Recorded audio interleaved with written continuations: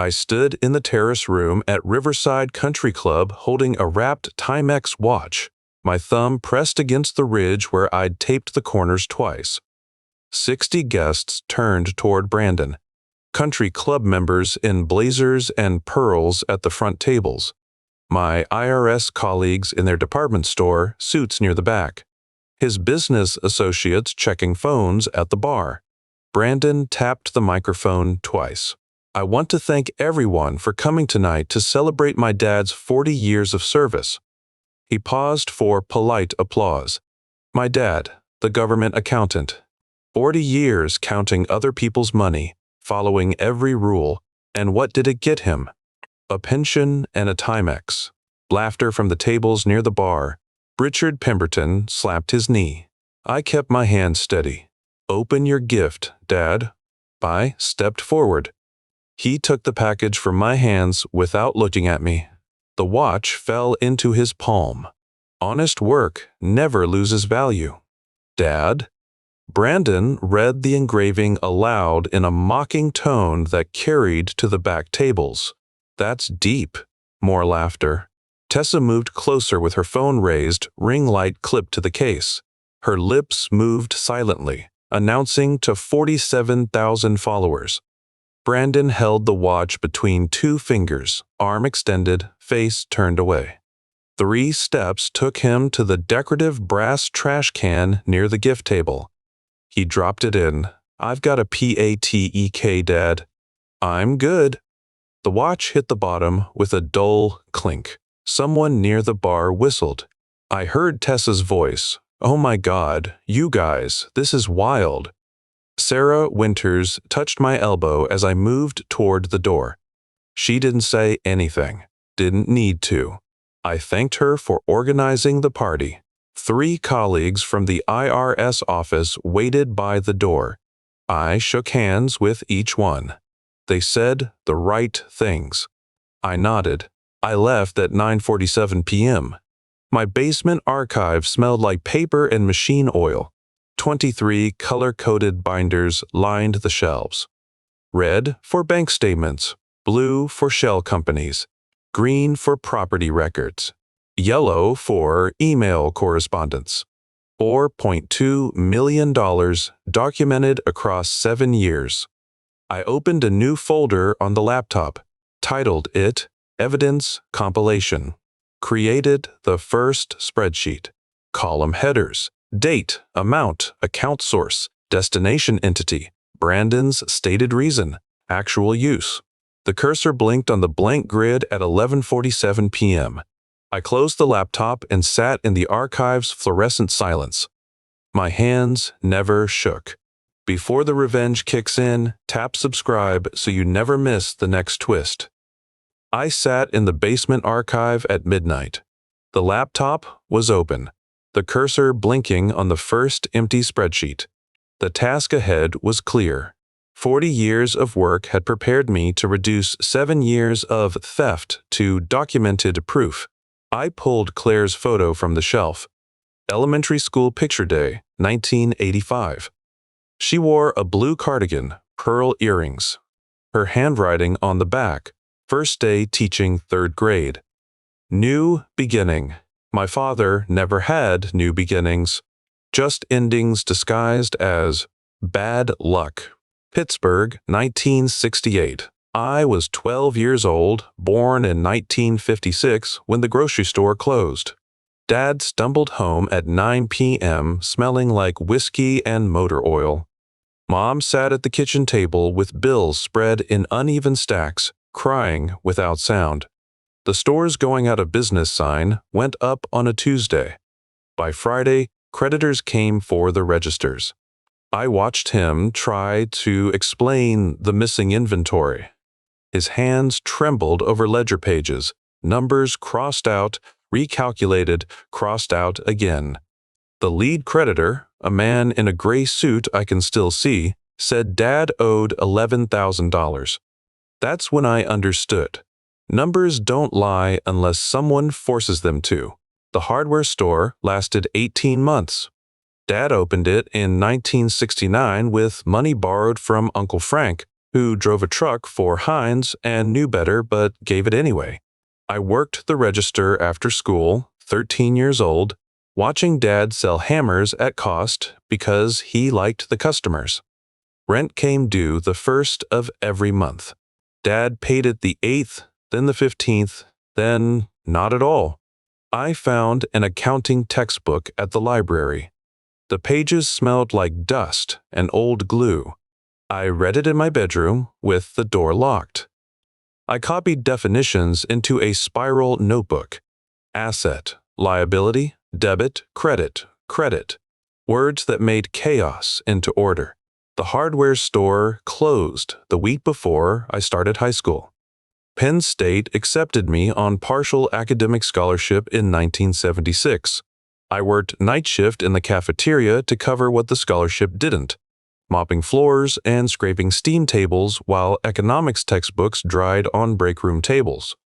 Graduated with a 3 in accounting.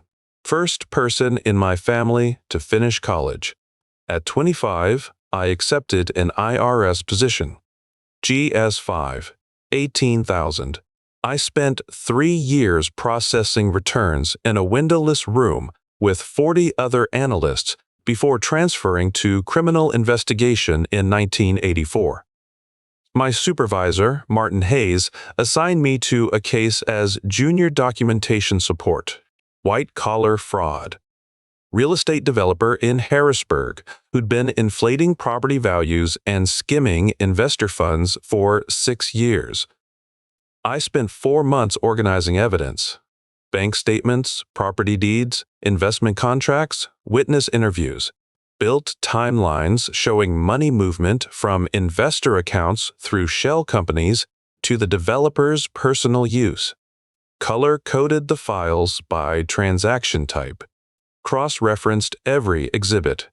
The case went to trial in October 1985. The developer's attorney found gaps in our chain of custody. Documents that should have been sequential were filed in different boxes. Dates didn't match witness testimony because someone had misfiled interview notes. The jury deliberated 2 days. Not guilty on all counts. Martin called me into his office the day after the verdict. His jaw was tight as he pushed a file across his desk toward me, then pulled it back. I made a decision in that office. Disorder would never cost justice again. Not on any case I touched. I developed the color-coded filing system over the next 3 years. Red for financial documents, blue for corporate records, green for property and assets, yellow for correspondence. Every file dated, indexed, cross-referenced. Colleagues mocked it initially. Too rigid, too time-consuming. By 1991, modified versions of my system were standard training for new CI agents. I met Claire at a colleague's barbecue in August 1985. She taught 3rd grade at Wissahickon Elementary. Her apartment had an alphabetically organized spice rack. I stood in her kitchen for 3 minutes just looking at it. Everything in order, everything where it belonged. We married the following June. Brandon was born in March 1987 after 18 months of fertility treatments that cost money we didn't have. The doctors said Claire couldn't have more children. We decided that was enough. 1 child meant focused resources, deliberate advantages, everything we could provide. Claire attended parent-teacher conferences, packed lunches with notes in her precise cursive, managed the household calendar with color-coded entries that matched my filing system. I worked overtime on fraud cases, building reputation for documentation that prosecutors could rely on. We saved for Brandon's college fund, bought a modest house in the suburbs, built the foundation. Brandon was smart. Test scores proved it. But smart didn't mean disciplined. He wanted the newest toys, the name-brand clothes, the gaming systems his friends had. I explained we couldn't afford everything. He rolled his eyes at 8 years old and said, Why do you have to be boring about money? The pattern continued. Private math tutors in middle school cost $15,000 annually for 5 years. I approved every invoice. Penn State tuition totaled $120,000 over 4 years. I signed every check. Business school networking events, professional wardrobe, apartment deposit in Philadelphia after graduation. I provided what I could. My career plateaued at GS 113 in 1998, $78,000 annually. Colleagues with worst-case records advanced. I refused to play those games. Cases mattered. Evidence mattered. Justice mattered. Advancement didn't. Claire got sick in October 2019. Pancreatic cancer, stage 3 at diagnosis. 18 months from first symptoms to hospice care. Medical costs beyond insurance totaled $47,000, draining our emergency savings and half the retirement accounts. I took unpaid leave to stay with her during the final 6 weeks. Brandon visited the hospital twice, both visits under 30 minutes. He missed the funeral planning meeting because of an investor call. Arrived 15 minutes late to the service wearing a watch that cost more than our first car. Claire died on March 12, 2021 at 4:47 a.m. I held her hand. She'd stopped speaking 2 days earlier, but her eyes were clear when she looked at me that final hour. She squeezed my fingers 3 times. I found her journals 9 months later while sorting storage boxes. 12 leather notebooks, each dated, entries organized chronologically. The last one had an entry from 3 weeks before she died. Leonard, if you find these after I'm gone, protect yourself from our son. He is not who we thought. I didn't understand then. Grief made everything unclear. I started the Saturday morning ritual with the typewriters after Claire died. Every weekend at 8 a.m., I selected one machine from the wall collection, 47 models spanning 1920s Underwoods to 1980s IBM Selectrics. I cleaned and oiled the mechanism, tested each key, typed the same passage from To Kill a Mockingbird. Atticus Finch's closing argument, the one about truth and lies and doing right when everything else fails. Each key required pressure. The letter appeared. No backspace, no delete, only what was typed and corrections visible in the margin. I found peace in that mechanical honesty. The basement archive expanded. More shelves, more binders, climate control to preserve documents. I maintained files on every major case I'd worked, every training seminar I'd taught, every methodology I'd developed. 40 years of preventing disorder from costing truth. I never imagined I'd need those skills to document my own son's betrayal, but the training held. The habits persisted. When the first unauthorized transfer appeared in March 2016, I documented it. When the pattern continued, I tracked it. When Claire's journals revealed her suspicions, I investigated. $4.2 million. 7 years. 84 transactions. The archive contained everything needed to destroy Brandon's fraud. Not because I'd anticipated his betrayal, because I'd spent 40 years learning to recognize truth through numbers and preserve it against disorder. Claire understood before I did. Her journals proved that. Brandon had shown his character in childhood, his entitlement in young adulthood, his contempt for honest work throughout his life. I'd provided advantages hoping to build gratitude. Instead, I'd funded resentment. The laptop screen had gone dark. I pressed a key. The confirmation message remained. Message delivered to Amy Chen, IRS Criminal Investigation. I closed the laptop and stood. The typewriters lined the wall, silent machines waiting for someone to strike their keys with enough force to make the letters appear. 47 models. 40 years of work. One son who thought his father's career was a joke. The fluorescent lights hummed. The archive smelled like paper and oil and the permanence of recorded truth. I pulled the first red binder from the shelf and set it on the work table. March 2016 bank statements. The pages had my handwriting in the margins from 6 years ago. Notes about routine expenses, retirement contributions, the electric bill that jumped in summer. Page 4 showed the transfer. $8,500 to Ashford Property Management, LLC. I'd circled it in blue ink. Written a question mark beside it. My cell phone records from that week were in a yellow correspondence folder. March 2016. I'd called Brandon on March 18th at 7:42 p.m. The call lasted 4 minutes. I remembered standing in the kitchen. Claire was grading papers at the table. Brandon's voice had the easy certainty of someone who'd never been questioned. That slight edge that said, I was bothering him. I'd apologized for the interruption. It's a temporary loan, Dad. Development deal closing next week. I'll have it back to you by month's end. I'd asked what Ashford Property Management was. My LLC. You know I've been doing commercial real estate. This is completely normal. 3 weeks later, he'd repaid $9,000. The extra $500 as interest. I'd filed it as a legitimate loan between family members and thought nothing more about it. I turned to August 2016. $12,000 to the same LLC.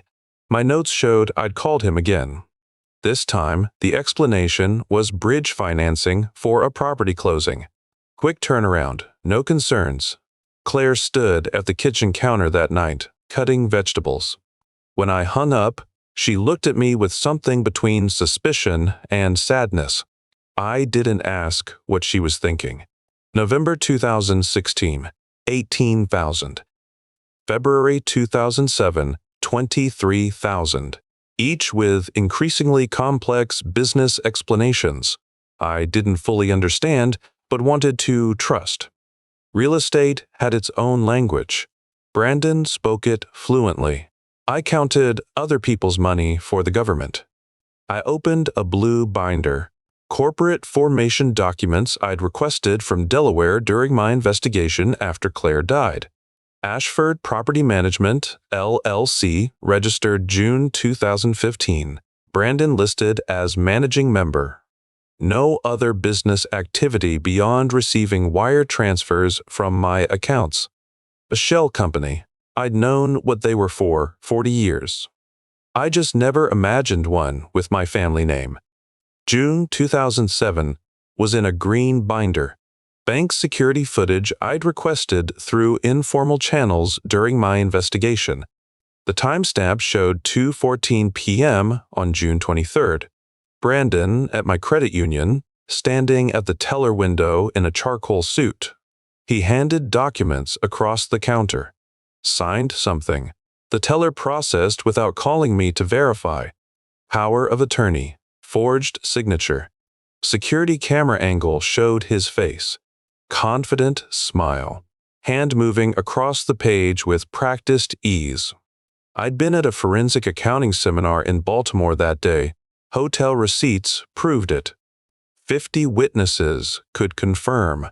I wasn't in Philadelphia signing anything. He'd fabricated a family emergency as his cover. Told the bank his father was experiencing cognitive issues and needed help managing finances. The teller had believed him. Why wouldn't she? I closed the binder and pulled out Claire's journals.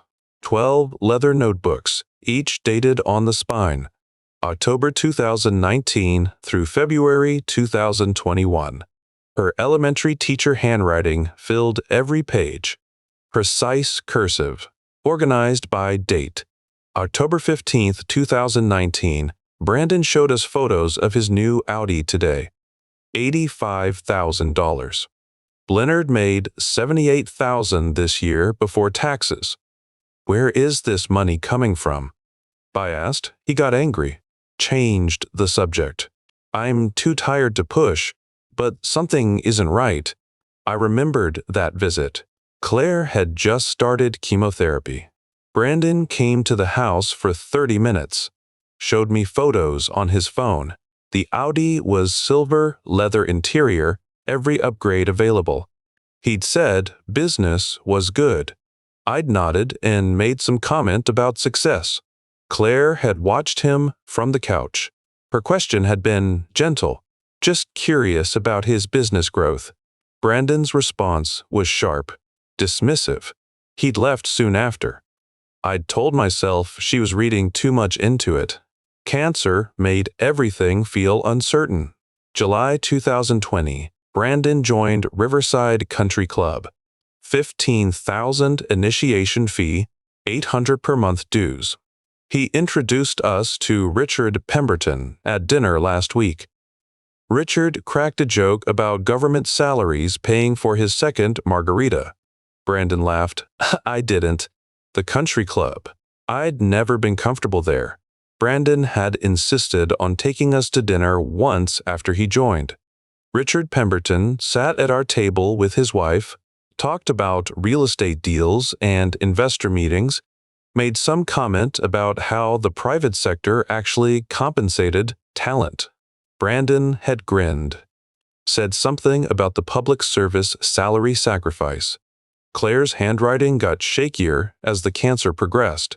The entries continued. October 8, 2020, Brandon's engagement to Tessa. 4 months of dating. Wedding planned for next month. $120,000 budget.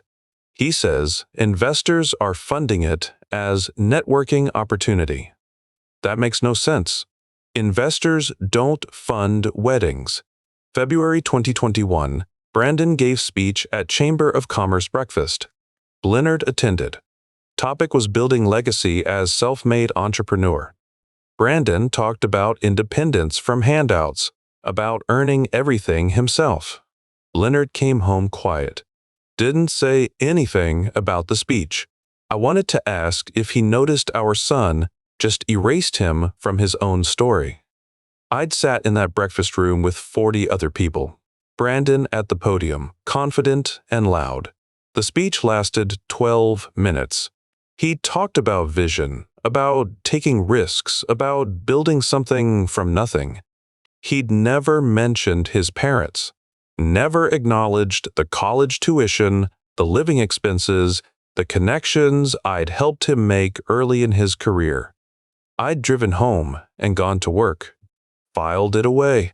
Another small hurt that didn't matter compared to Claire's declining health. February 2021, hospital again. 3rd round of chemo. Leonard stays every night on the uncomfortable chair. Falls asleep sitting up. Brandon visited once this week, 20 minutes. Left when his phone rang about a property deal. He wore a watch that costs more than our car. The Patek Philippe, $40,000. Brandon had bought it in August 2020. I'd been at the hospital when he'd sent a photo. Said he'd earned a major commission. Claire died March 12, 2021. Her final journal entry was February 18th, 3 weeks before the end. Her handwriting barely legible. Leonard, if you find these after I'm gone, protect yourself from our son. He is not who we thought. The numbers don't add up. They never have. You taught me to see patterns in my students. I see one in Brandon. Please look. She'd squeezed my hand 3 times. Her mouth moved. No sound came. I'd leaned closer, but she'd already closed her eyes. Whatever she'd tried to say stayed locked behind the cancer. The funeral was March 15th. Brandon arrived 17 minutes late. I'd checked my watch when he walked in. The service had already started. He'd slipped into a back pew wearing the Patek Philippe and a black suit that probably cost $3,000. He'd left immediately after, said he had a business emergency, shook hands with 3 people, and disappeared. I'd stood at Claire's grave for 2 hours after everyone left, tried to understand what she'd wanted to tell me in those final weeks. Now I knew. I closed the final journal and spread the bank statements across the table. 7 years, 84 transactions, $4.2 million. I laid them out in chronological order. The escalation was there in black and white. 8,500, 12,000, 18,000, 23,000. Each transfer building on the last, Brandon's confidence growing with every successful theft. Claire had seen it while dying, had documented it with a teacher's methodical attention to detail, had tried to warn me with her last coherent words. The journals proved Brandon's character, showed that Claire had recognized the fraud while I'd been too trusting to see it. The archive smelled like paper and machine oil. The fluorescent lights hummed. I stacked the journals beside the red binders and checked my watch. 2:34 a.m. I'd been reconstructing the timeline for 3 hours. Claire's investigation was complete. She'd gathered what she could with the time she had left. Now I would finish what she started. I opened my laptop and created a new folder, titled it Evidence Compilation. Started building the timeline that would become 23 color-coded binders. 1 transaction at a time, 1 document at a time. The way I'd been trained to build cases that prosecutors could rely on. I arrived at Riverside Country Club at 6:30. The terrace room had floor-to-ceiling windows showing grounds that cost more to maintain than my annual pension. Crystal chandeliers hung from coffered ceilings. White linens covered tables arranged for 150 guests. Sarah Winters stood near the entrance in a black wrap dress, greeting arrivals. Her hand caught my elbow when I approached. Leonard, the office wanted to do this right. We pulled money so 40 years wouldn't be celebrated in the break room. You didn't need to go to this expense. We wanted to. Guests filled the room over the next hour. Props, IRS colleagues from different decades scattered throughout. Brandon's business associates gathered near the bar, loud voices carrying across the space. Country club members in blazers and pearls occupied front tables. Richard Pemberton stood with a group of developers, gesturing with a rocks glass. Catering smell. Beef tenderloin at $40 a plate. 60 guests minimum meant $2,400 for dinner alone. French doors opened to the terrace. Cool September air, mixed with perfume and cologne. Sarah approached the podium at 7:45. She spoke about my career with clear conviction. Methodical documentation that shaped the entire office. Training seminars that agents still referenced. The 1998 forensic accounting class that became standard curriculum. She meant every word. Leonard never sought recognition, but his work speaks for itself. 40 years of ensuring justice had the evidence it needed. Colleagues clapped. Some stood. I nodded from my seat near the back, wire-rimmed glasses reflecting chandelier light. Brandon walked to the podium at 8. Tom Ford suit. 3,000 retail. I'd helped Brandon get his first job interview wearing a suit I'd bought at Sears. The Patek Philippe caught light on his left wrist. 40,000 retail. More now that the model was discontinued. He tapped the microphone twice. I want to thank everyone for coming tonight to celebrate my dad's 40 years of service. He paused for polite applause. My dad, the government accountant, laughter from the bar area. Richard Pemberton grinned. 40 years counting other people's money, following every rule, and what did it get him? Brandon looked directly at me. A pension and a Timex. More laughter. Louder this time. I watched colleagues exchange glances. Sarah's jaw tightened.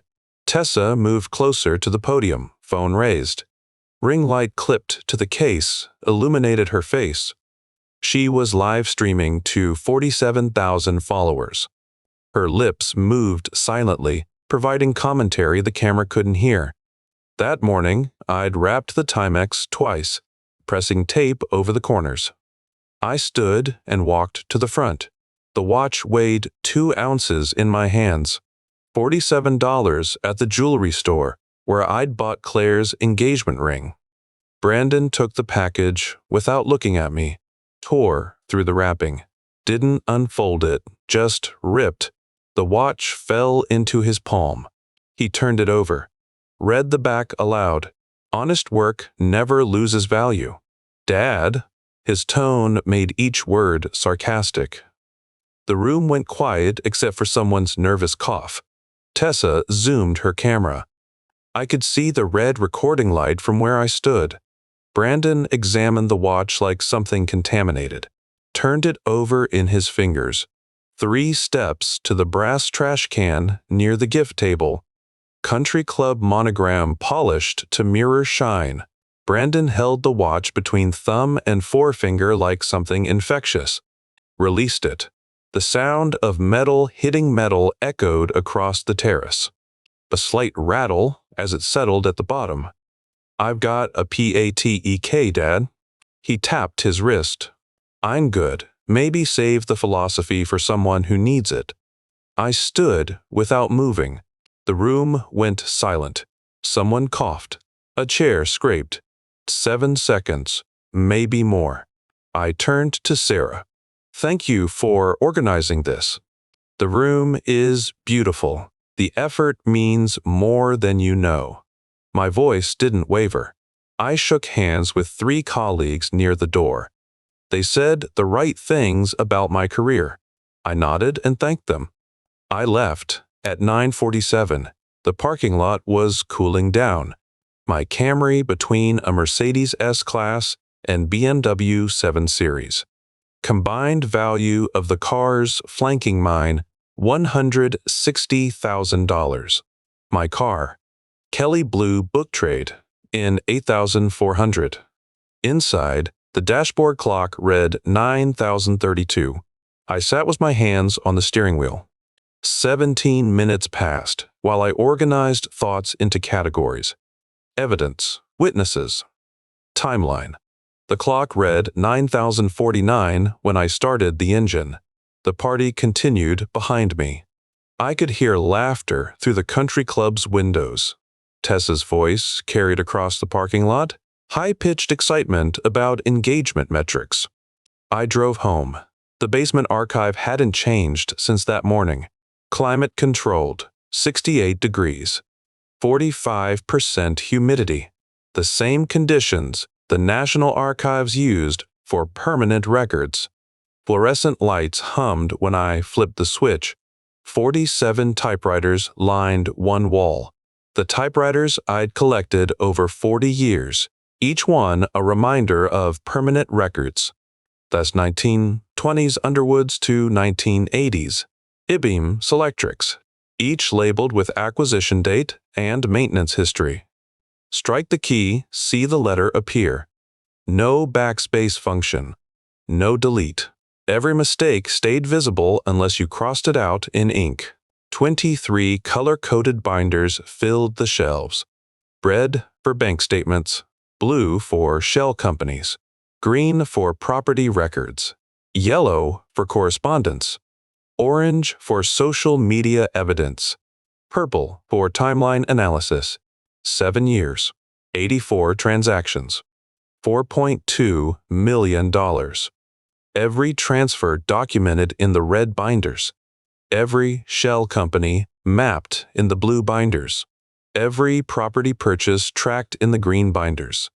Everything needed to destroy Brandon's scheme. I pulled the laptop from its shelf and opened it. Created new email. Recipient, Amy Chen, IRS Criminal Investigation. She'd attended my 1998 forensic documentation seminar. She would recognize the methodology immediately. Subject line, evidence package, Brandon Ashford, financial fraud. Body, Agent Chen, systematic financial fraud. Perpetrator, my son, Brandon Ashford. Complete documentation attached. Physical evidence available for review. I can provide expert testimony. Leonard Ashford, GS 113, retired. I attached 4 files. Summary timeline. Transaction spreadsheet. Corporate structure flowchart. Witness list with contact information. The cursor sat over send. Claire's journal entry, Leonard, protect yourself from our son. 3 weeks before she died. Her handwriting barely legible. 3 words that took her 5 minutes to write. I saved the document. 11:47 p.m. The file appeared in the folder Draft 1. I stared at the screen. No turning back. The investigation was in motion now. I closed the laptop. The archive smelled like paper and machine oil. The typewriters waited in their silent row. The binders held their color-coded truth. I spread 7 years of bank statements across the basement work table. The pages covered 8 feet of oak surface, arranged chronologically from left to right. March 2016 through September 2023. 3 accounts: retirement fund, credit union savings, brokerage. 84 months of records. Fluorescent lights hummed overhead. I pulled my reading glasses from their chain and started with the first red folder. March 2016 showed normal activity. Pension deposit. Electric bill. Grocery store charges. Then page 4. $8,500 to Ashford Property Management, LLC. C. My blue ink circle marked the transfer from 7 years ago. Question mark in the margin where I'd called Brandon and accepted his explanation about temporary bridge financing. I opened a new spreadsheet on my laptop. Column headers, date, amount, account source, destination entity, Brandon's stated reason, actual use. 84 transactions took 6 hours to enter. The pattern emerged in numbers that didn't lie. March 2016, 8,500. August 2016, 12,000.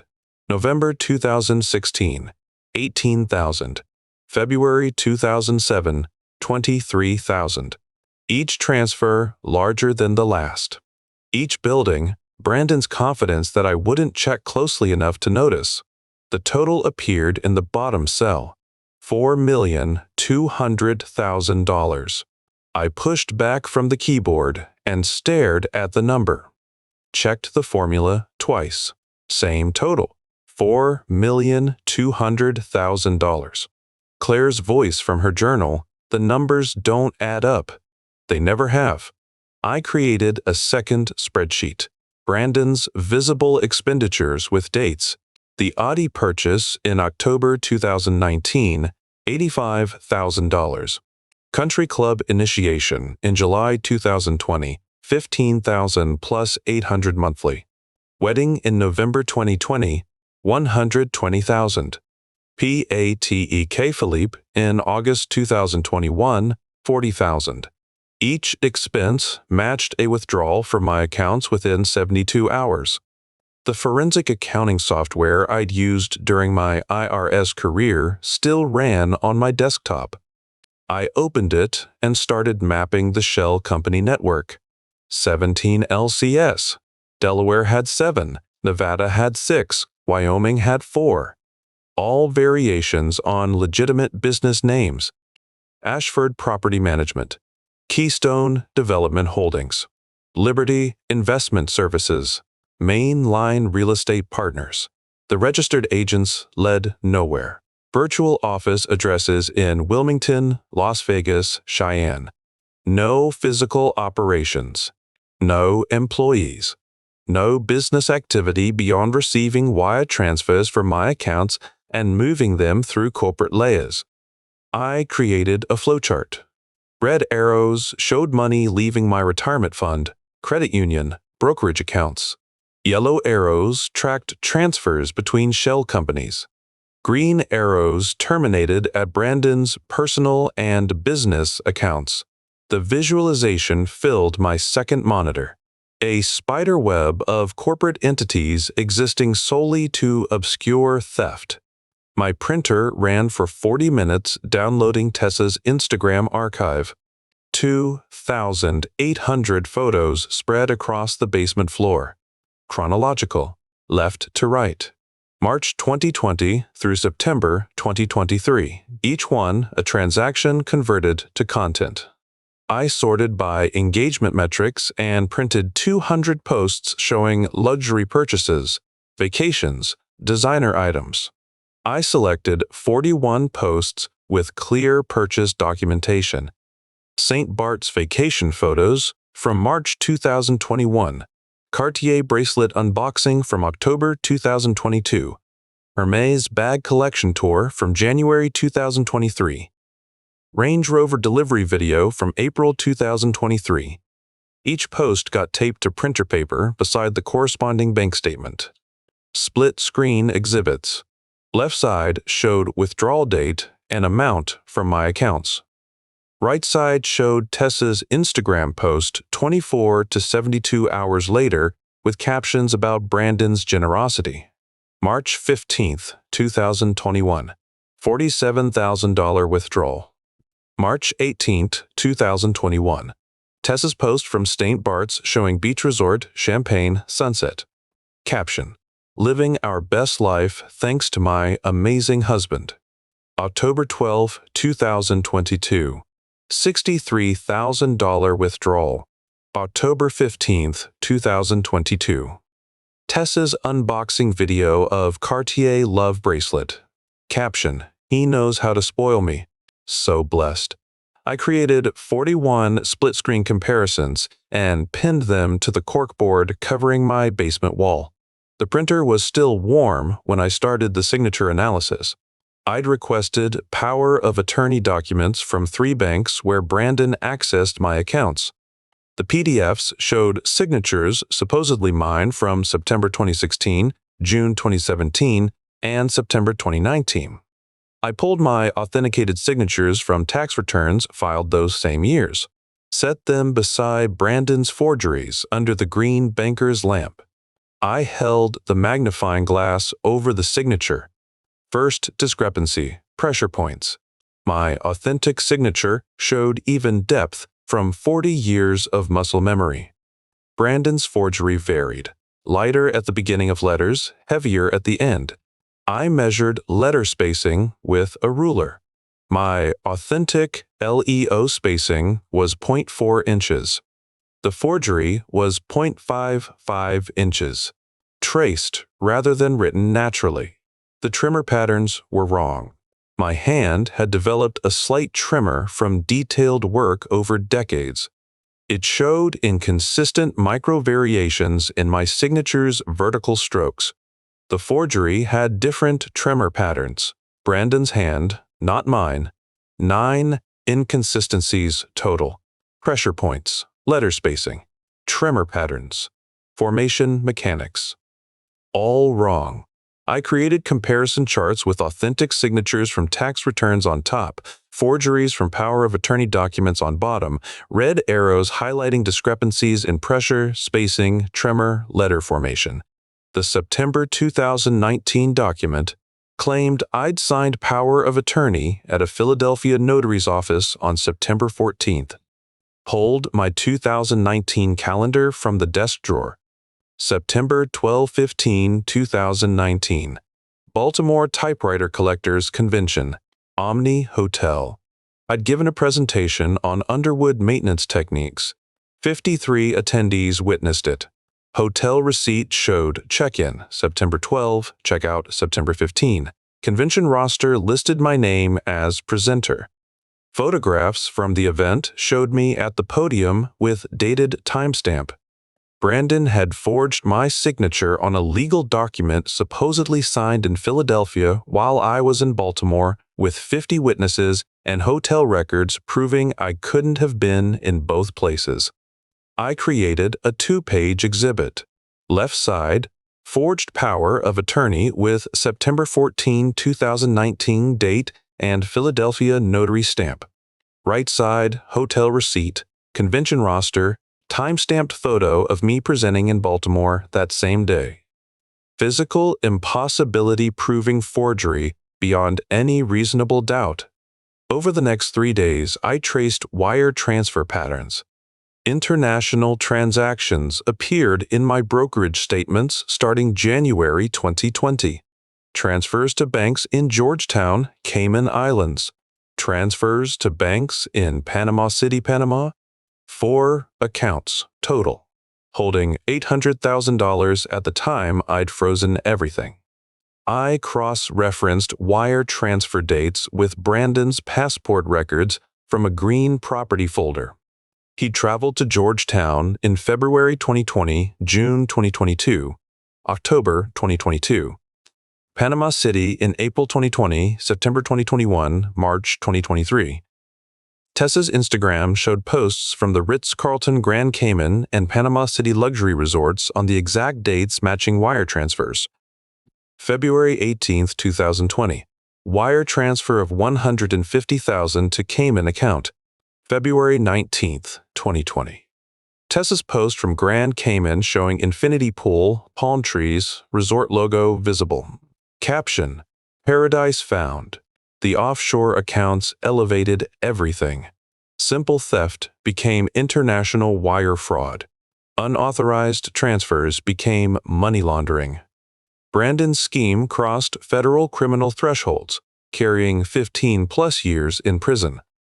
I pulled 23 3-inch binders from the supply shelf and began organizing the evidence.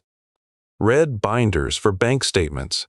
84 months across 3 accounts, each statement showing highlighted unauthorized transfers, running total in margin, cross-reference notes to shell companies receiving funds, blue binders for shell company records. 17 LCs, each with formation documents from Delaware, Nevada, Wyoming, showing Brandon as managing member, registered agent information, transaction histories, visual flowcharts mapping money movement through corporate layers. Green binders for property records. Brandon's real estate holdings purchased with stolen funds, vehicle titles, country club membership documents, wedding venue contracts, all with dates matching preceding withdrawals. Yellow binders for correspondence. Email records between Brandon and banks, power of attorney applications, notary documents, my authenticated signatures for comparison, forensic analysis reports proving forgery with 94% probability. Orange binders for social media evidence. 200 printed Instagram posts from Tessa's archive arranged chronologically. 41 split-screen exhibits showing bank statements beside posts within 72 hours, metadata preserving timestamps and locations. Purple binders for timeline analysis. Master chronology spanning March 2016 through September 2023. Every theft matched to every expenditure. Every shell company formation, every offshore transfer. Visual representation of 7-year systematic fraud. Each binder got a detailed table of contents. Every document numbered sequentially. Every exhibit cross-referenced to supporting evidence in other binders. Summary sheets explaining significance of each section. 40 years of IRS training applied to documenting my own son's betrayal. The work took 6 weeks. 4 to 6 hours nightly after retirement freed my days. I'd make coffee at 8 p.m., descend to the basement, work until 2 a.m. The typewriters watched from their silent wall while I built the case that would destroy Brandon's life. The final night, I created the cover letter. Recipient: Amy Chen, Senior IRS Criminal Investigator. She'd attended my 1998 forensic documentation seminar. She'd recognized the color-coded methodology immediately. I typed 4 paragraphs summarizing the evidence. 84 unauthorized transactions totaling $4.2 million. 17 shell companies across 3 states. 4 offshore accounts in 2 countries. Forged power of attorney documents with 94% probability of fraud. Systematic theft spanning 7 years with pattern of escalating amounts and increasing sophistication. Physical evidence available for review in 23 organized binders meeting federal prosecutorial standards. Expert testimony available from victim with 40 years forensic accounting experience. I read it twice. Changed nothing. Saved the document. The basement archive smelled like paper and fresh toner. The binders stood in their color-coded row. Red, blue, green, yellow, orange, purple. 7 years reduced to 23 spines. Claire's journal sat open on the work table. Her handwriting barely legible in that final entry 3 weeks before she died. Leonard, protect yourself from our son. The numbers don't add up. I'd proven every number now, traced every dollar, documented every lie. The evidence was complete. I finished organizing the final purple binder on November 15th, 6 weeks after the retirement party at 9:30. Timeline analysis. 7 years reduced to chronological entries. Every theft matched to every expenditure. Every shell company formation. Every offshore transfer. The 23 binders stood in their color-coded row on the work table. Pulled the first one, felt its weight, 3 inches thick. Red, blue, green, yellow, orange, purple. $4.2 million documented across 647 pages total with cross-referenced exhibits. I opened my laptop at 10:30. The email window appeared white against the basement's fluorescent light. The basement smelled like fresh toner from printing the final exhibits. Fluorescent lights hummed overhead. I typed Amy Chen's address from memory. Senior Special Agent, IRS Criminal Investigation Division, Philadelphia Field Office. She'd sat in the front row of my 1998 forensic documentation seminar. Asked questions about chain of custody protocols. Her notes had been color-coded. Subject line, evidence package, Brandon Ashford financial fraud. The cursor blinked in the body field. I typed 4 paragraphs. 84 unauthorized transactions totaling $4.2 million. 17 shell companies across Delaware, Nevada, Wyoming. 4 offshore accounts in Cayman Islands and Panama. Forged power of attorney documents with 94% probability of fraud based on signature analysis. Systematic theft pattern spanning March 2016 through September 2023 with escalating amounts and increasing sophistication. Physical evidence ready for review in 23 organized binders meeting federal prosecutorial standards. Expert testimony from victim with 40 years forensic accounting experience. I attached the digital evidence package. 847 files, organized in folders matching the physical binder categories. Scanned bank statements. Shell company formation documents. Timeline spreadsheets. Instagram archive with metadata. Signature analysis reports. Transaction flowcharts showing money movement through corporate layers. I watched the attachment icon. 2 gigabytes uploading. Progress bar crawled across the screen. 3 minutes. I composed the email body while the files uploaded. Agent Chen, I am reporting systematic financial fraud by my son. Documentation attached. I am available to provide testimony. Leonard Ashford, GS 1/3, retired. The cursor sat over send. Claire's journal lay open on the work table. Her handwriting from 3 weeks before she died. Leonard, protect yourself from our son. I sent the email at 11:47 p.m. The confirmation appeared. Message delivered. I stared at the screen for 30 seconds. The email sat in my sent folder with timestamp and recipient confirmation. No unsend option. The evidence was in motion. I closed the laptop and sat in the fluorescent silence. Amy Chen's response arrived at 1:32 the next afternoon. Leonard, this filing system is exactly what you taught in '98. Color-coded categories, chronological within sections, cross-referenced exhibits. You've made my job significantly easier, which I assure you rarely happens. I need to meet in person. Are you available Tuesday at 2 p.m.? Philadelphia Field Office. I replied within 5 minutes. Tuesday works. I will bring physical evidence. 23 binders, organized by category. Her confirmation came back. Conference room B on 12th floor. Plan for 3 to 4 hours initial review.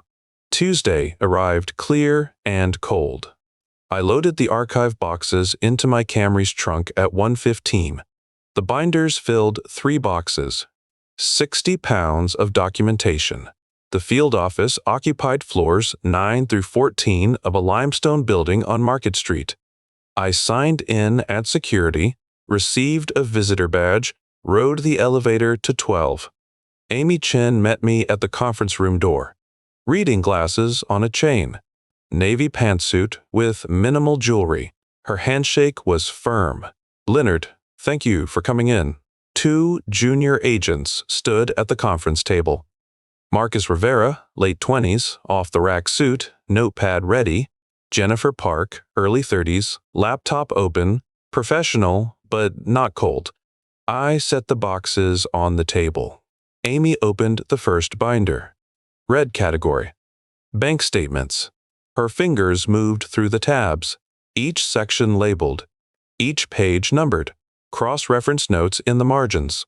This is the methodology from the seminar. Same principles, applied to different circumstances. She pulled the blue binder, shell company formation documents, Delaware filings showing Brandon as managing member, registered agent information, transaction histories, visual flowchart mapping, money movement through corporate entities. Marcus photographed the exhibit organization with his phone, focusing on the cross-referencing system. May I? He asked. Please. Jennifer cross-referenced the orange binder's Instagram timeline against her laptop database. Tessa's posts matched 2 withdrawal dates. Split-screen exhibits showing bank statements beside social media within 72 hours. The metadata's preserved. Every post, date, time, location, engagement metrics. Amy spent 4 hours reviewing the evidence structure.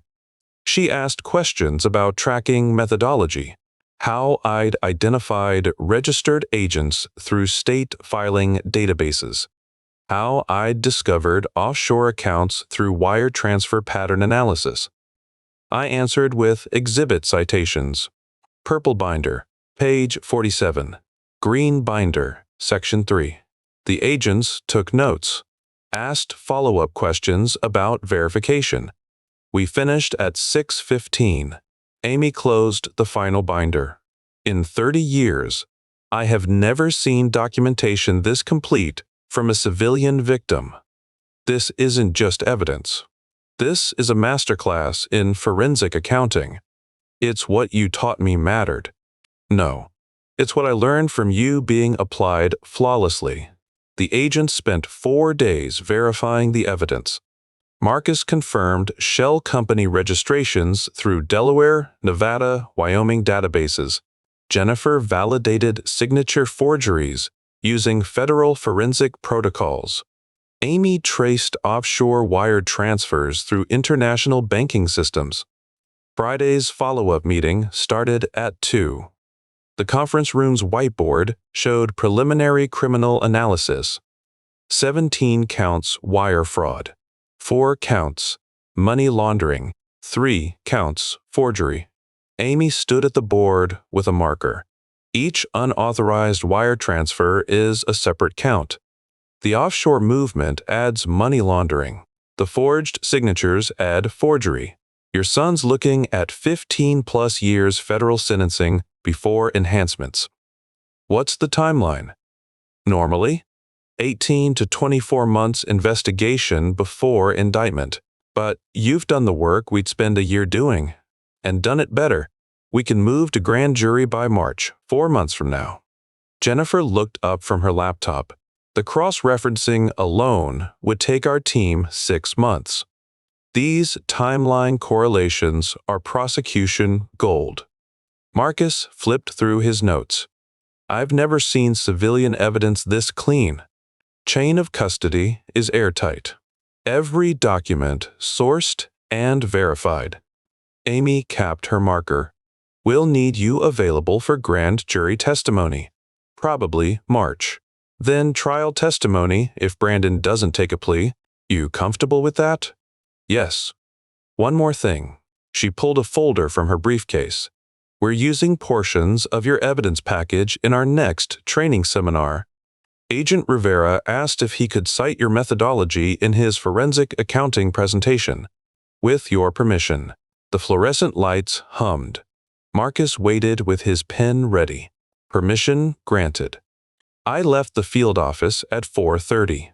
The archive boxes sat empty in my trunk. The binders remained in the conference room. Government evidence now. My documentation transferred to federal prosecution. I drove home in the 2011 Camry. The vinyl seats cracked at the seams. Radio preset to AM news. No leather, no heated seats, just mine. The basement archive waited, climate-controlled and silent. But the evidence no longer lived only there. It lived in federal case files, in grand jury presentations, in prosecution strategy sessions. The numbers had stopped being private 6 weeks ago, when Brandon threw the watch away. Now they were official. The call from Amy Chen came at 6:47 on March 19th. 8 federal agents were executing search warrants at Brandon's office and home simultaneously. I was standing in my kitchen with coffee when my phone buzzed. Warrants are in motion, she said. Thought you'd want to know. I thanked her and hung up. The coffee was still hot. I finished it at the kitchen table, watching the clock tick toward 7. I opened the Philadelphia Inquirer's website at 9:32. Brandon's photo filled the screen above the headline, Local Developer Charged in 4-2 Fraud Against Retired IRS Father. The article listed frozen accounts, seized computers, halted construction at Ashford Heights Development Phase 2, 3 families' deposits locked in escrow. Half-built townhomes with federal investigation signs visible in the photograph. Tessa had live-streamed the home raid. I didn't watch it live, but Sarah Winters forwarded me the clip that afternoon. 49 minutes of footage. Tessa's voice at 7:14. Oh my God, you guys, federal agents are literally in our house right now. This is insane. I mean, I'm devastated, obviously. But also, this footage is going viral. 3,000 new followers in 1 hour. Brandon's arraignment was March 22nd at 10. I sat in the gallery's back row. The courtroom had the same dark wood paneling, the same brass fixtures I'd seen in 40 years of IRS cases. Brandon stood at the defense table in a rumpled suit. No Patek Philippe. The watch had already been surrendered as an asset subject to forfeiture. The charges read aloud. 17 counts wire fraud, consolidating the 84 transactions, 4 counts money laundering, 3 counts forgery. The assistant U.S. attorney's voice was clear and professional. Each count carried specific dollar amounts, specific dates, specific shell company names. Bail was set at $500,000, secured by the house where Brandon grew up. I mortgaged it to keep him out of pre-trial detention. I watched Brandon's mother sign the paperwork with shaking hands. The country club suspended his membership that afternoon. Sarah heard it from a colleague whose wife sat on the membership committee. No formal announcement, just Brandon's name removed from the roster, his access card deactivated, his locker emptied into a cardboard box. The retirement party video resurfaced the next day. Same footage Tessa had live-streamed at the September retirement party, now viewed with different context. The view counter climbed past 340,000. Comment sections filled with outrage. People recognized the Timex moment now, saw Brandon throwing away the watch while complaining about government salaries, saw me standing silent while he mocked 40 years of work. The context transformed humiliation into vindication. Richard Pemberton's quote appeared in the Business Journal on March 25th. I had some business dealings with Brandon, but I was never aware of any financial irregularities. His own indictment came April 12th. 17 shell companies traced back to his signature. The quote aged poorly. Trial began July 15th. 9 days total. I attended every session, sitting in the same back row seat. The courtroom had the same dark wood paneling, the same brass fixtures I'd seen in 40 years of IRS cases. Air conditioning hummed. Reporters filled 3 rows. Amy Chen testified on day 3. Navy pantsuit, reading glasses, federal credentials presented to the clerk before taking the stand. Her testimony lasted 2 hours. She described my evidence package as textbook forensic documentation, called the color-coded filing system a model of investigative cooperation, referenced specific exhibits by number without consulting notes. The defense attorney tried attacking the methodology during cross-examination. Isn't it true that Mr. Ashford had access to investigative tools unavailable to ordinary citizens? Mr. Ashford used commercially available software and public records databases. Any competent investigator could access the same information. Few would organize it this well. I testified on days 4 and 5. 8 hours total across both sessions. The prosecutor walked me through the evidence structure step by step. Red binders for bank statements. Blue for shell companies. Green for property records. I referenced exhibit numbers I'd memorized during months of assembly. Explained the cross-referencing system. Described how I'd traced offshore wire transfers through transaction pattern analysis. The defense attorney's strategy focused on my motives. Mr. Ashford, isn't it true you were angry about your retirement party? No. You weren't upset when your son threw away your gift? But I was disappointed. Not angry. Disappointed enough to destroy your son's life over a family disagreement?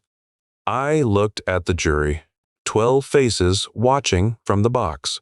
I documented methodical financial fraud spanning 7 years. 84 unauthorized transactions totaling $4.2 million. 17 shell companies. 4 offshore accounts. 3 forged signatures. The evidence is in the binders the prosecutor showed you. This isn't about disappointment. It's about theft. The prosecutor presented split-screen exhibits on day 6, bank statements on the left showing withdrawal dates and amounts. Tessa's Instagram posts on the right showing luxury purchases within 72 hours. March 15th, withdrawal of $47,000. March 18th, post from Stay Bart's showing beach resort and champagne. October 12th, withdrawal of $63,000. October 15th. Unboxing video of Cartier bracelet with caption, "He knows how to spoil me." 3 jurors in the front row leaned forward when the Cartier exhibit appeared. One woman shook her head slightly. The jury deliberated 4 hours on July 26th. Guilty on all 24 counts. Brandon showed no emotion when the verdict was read, just stared at the defense table. Tessa cried in the gallery. Cameras captured it for the evening news. Sentencing came September 12th. Judge Patricia Holloway read from a prepared statement for 11 minutes. Former forensic accountant herself, gray hair in a professional bun, reading glasses for reviewing the sentencing guidelines displayed on the courtroom screen. 84 months, federal prison. Consecutive sentences on 3 counts. $4.2 million restitution. Forfeiture of Ashford Heights properties and all offshore accounts. She looked at Brandon directly. This case will be cited in opinions for the next decade. The defendant stole from someone who spent 40 years learning exactly how to prove it. The methodical nature of this fraud, the abuse of familial trust, and the sophisticated means employed justify the maximum sentence within guidelines. U.S. Marshals approached the defense table. Brandon stood when instructed. His hands shook. The marshals positioned them behind his back. The clicking sound of metal on metal echoed in the quiet courtroom. Brandon's knees buckled slightly. The marshals steadied him. Tessa filed divorce papers at 2:47 that afternoon. The clerk's timestamp proved it. Her Instagram account pivoted to healing journey content by evening. Mountain sunrise photos with quotes about narcissistic abuse. Posts about not knowing who people really are. Screenshots from followers appeared in comment sections. The State Bart's photos. The Cartier unboxing. Questions about where she thought the money came from.